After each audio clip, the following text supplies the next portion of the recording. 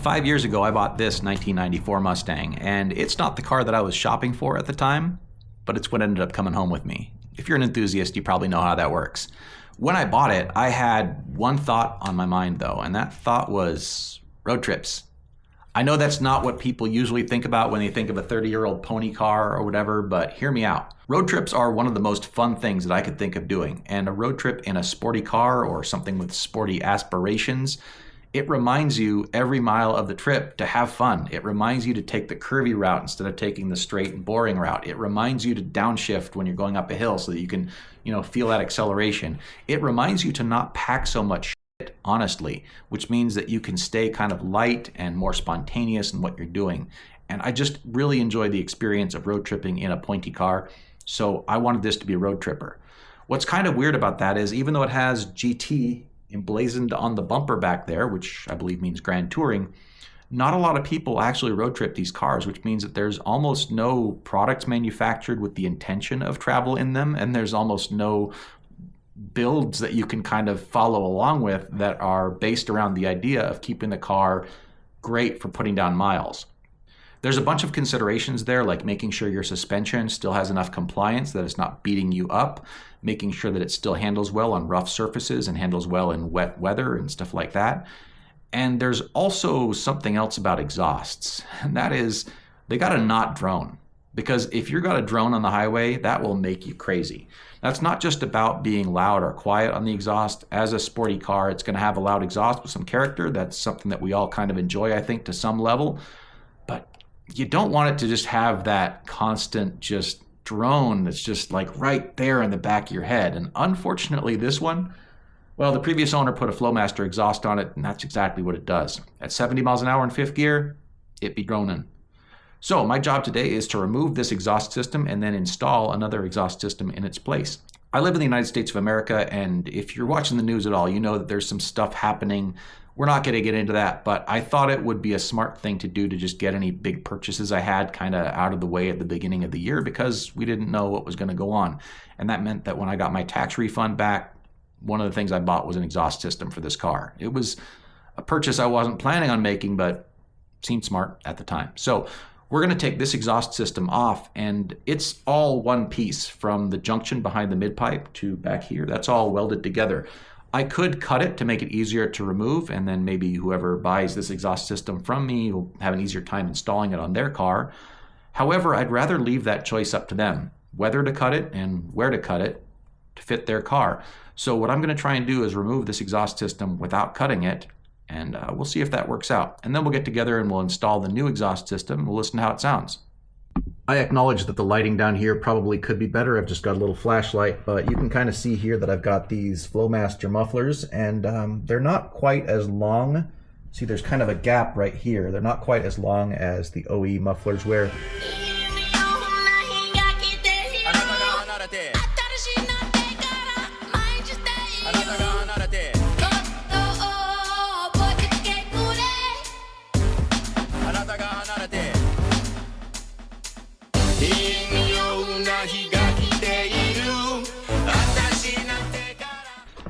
I truly wish that I could have shown you how I got those out of there, but it was a puzzle. And the driver's side one came out relatively easy, I think because there's not the fuel filler neck there, but the passenger side one, I did end up bending this hanger here deliberately, not as a consequence of trying to struggle, but I took one of these orange mallets that everyone in the world has, and I used it to pound that into kind of a flatter position so that it would be possible for it to kind of fit past the filler neck. And then it was a battle of just kind of like puzzling it out. Anyway, I've got to pound this thing straight again now. This is the exhaust system that I bought to replace what was under there. This is a Pypes brand SFM29V. They make two different exhaust systems for the SN95 Mustang. One of them is the 29 that I got, and the other one is the 16. And oddly enough, the 16, which has physically larger mufflers, is the more loud of the two. This is supposedly the quieter of the two.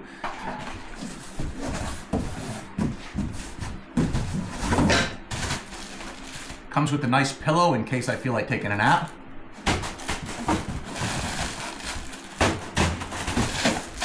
Oh, that's cool. Comes with a hat.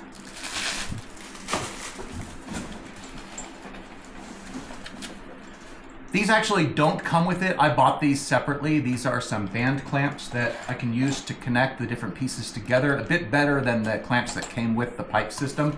This cost me another like $25. So, and they weren't sold by Pypes. These were from eBay. Anyways, we'll see how those go together later on.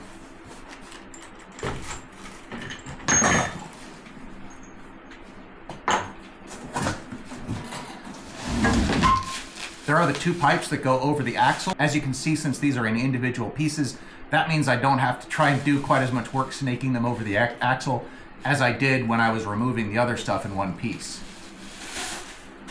These are the pipes that connect to the existing mid-pipe. So these take from the mid-pipe to the muffler itself.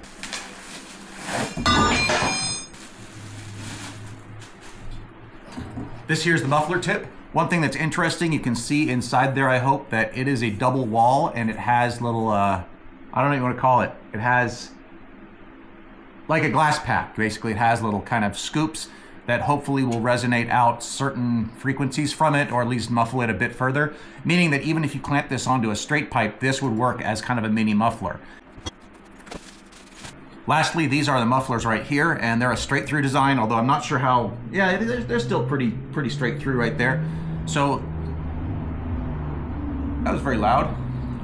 So they've got these 45 degrees on either side of them. That way they would mount in the same place that a regular like oval style muffler would that has offset ins and outs.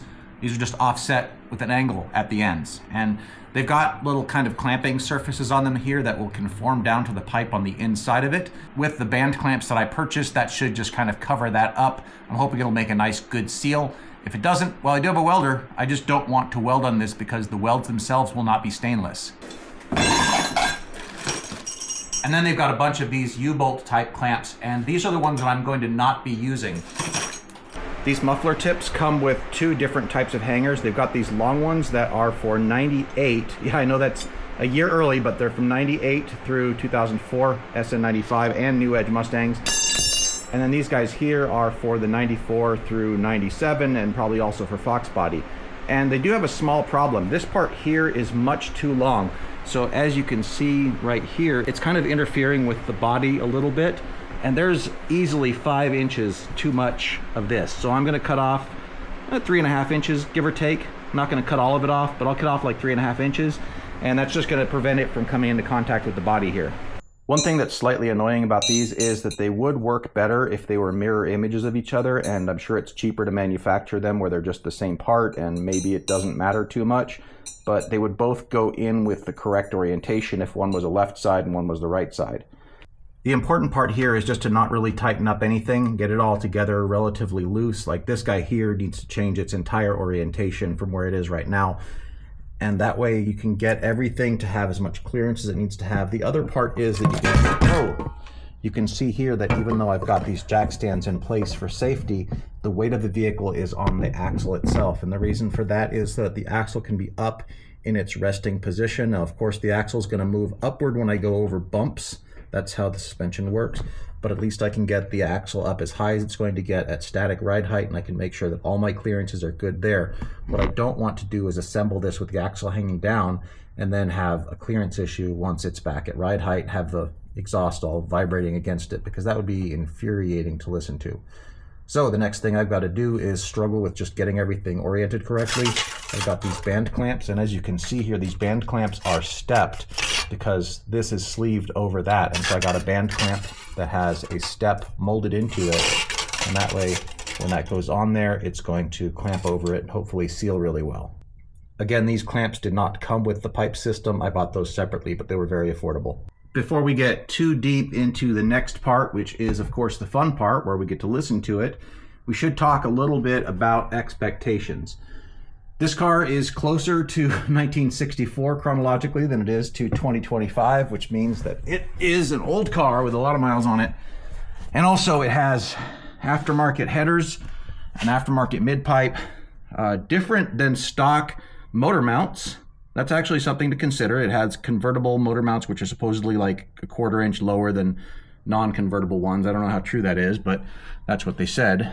And all that goes to say that this does not fit exactly where I would want it to. In fact, if this ends up being a problem, I might end up taking about a 1/4 inch. I know that's not very much, but I might take a 1/4 inch off of that pipe right there. Just cut a 1/4 inch right off the end of it, which would let me bring this pipe forward a 1/4 inch. And I think if I could bring that pipe forward a 1/4 inch, that would make everything fit a bit nicer.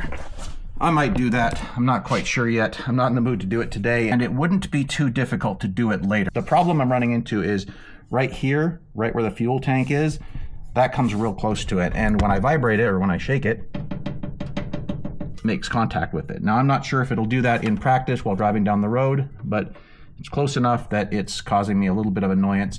Now, overall, this is a bit further away from the fuel tank than the previous was. It's just that the clearance issue is down here. As you can see, this was kind of melted there from the previous pipe. It was a lot of work to get those things to kind of have the exact right position relative to each other. And this one here is a bit cross-eyed, so I'm gonna probably have to work on that one a little more because it comes in like towards the middle of the car just a bit. Not in love with that. The fit everywhere else on this one is pretty good. I really couldn't get it any closer to that. I couldn't get the orientation any better than this. So I'm not sure what I'll do with that. I'm probably gonna do not a whole lot with it. It's not a show car, but I still want it to be right. There's no clearance issues anywhere on this side here. And of course, because the mufflers themselves are much smaller than the ones that they replaced, there's not really any clearance issues around the mufflers. So now that everything is more or less back together, I get to touch all the nuts and bolts that I touched previously, make sure everything fits correctly, and then let's get the wheels back on, get it back on the ground, and we'll take a listen.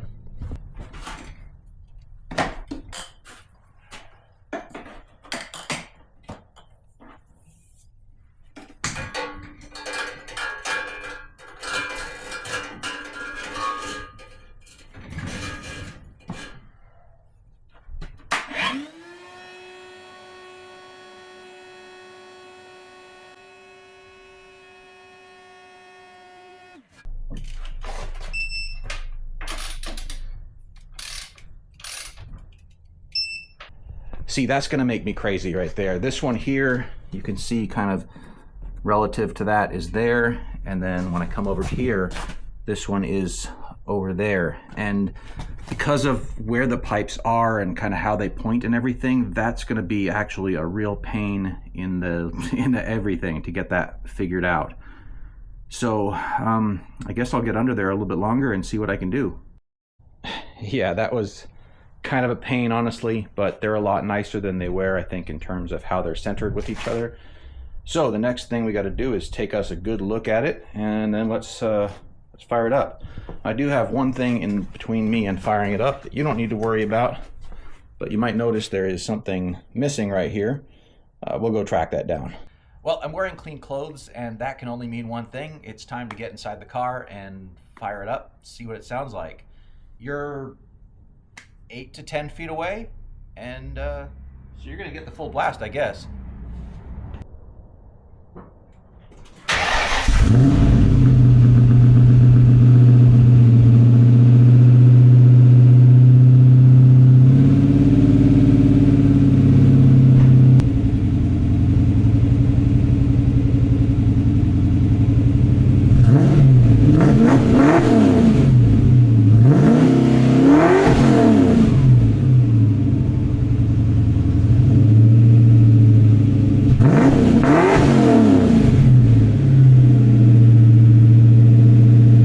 I gotta admit that's pretty aggressive. So now let's put the car down on the road and we'll see what it sounds like driving.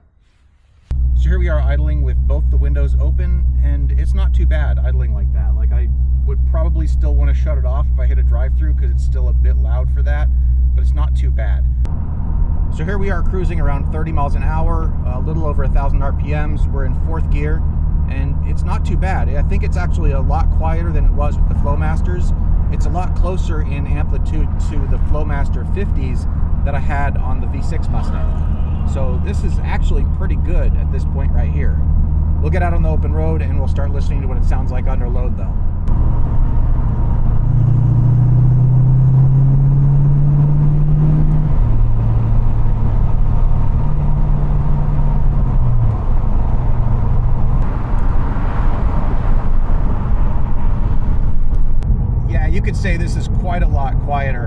at just cruise. I'm actually amazed at how much quieter it is at cruise. So right now we're in 5th gear. We're going about 50 miles an hour. RPMs are about, I don't know, 1400, 1350, give or take, somewhere like that. And I gotta say that the exhaust is both quieter and louder than the Flowmasters. Quieter under just light throttle and cruise, like considerably quieter, but also quite a bit louder under heavy throttle. And so, I mean, I guess that's kind of a best of both worlds thing, right? It's nasty when you want it to be nasty, but it's not so nasty when you're just trying to cruise. I'm gonna see if I can get us far enough out into the middle of nowhere that I'm not gonna disrupt any traffic. I've just gotta work on public roads out here. I don't have a private track all to myself. I've got something inside my dash that's rattling. I gotta figure that out. I guess just new vibrations and stuff. Yeah, there it is. So yeah, I gotta make that go away because that'll make me crazy. Foot off the gas entirely. We're just coasting. And now I'm giving it light throttle. I've got a car in front of me, so I can't drive like a fool. Going up a hill.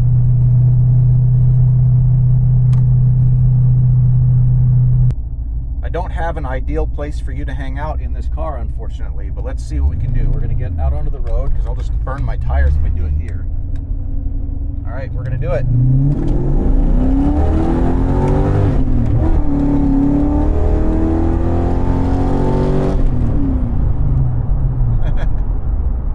All right, I admit that's a little possibly over 60 miles an hour, maybe. Let's do that one more time. We're going to go into first. I'm cruising at like 5 miles an hour.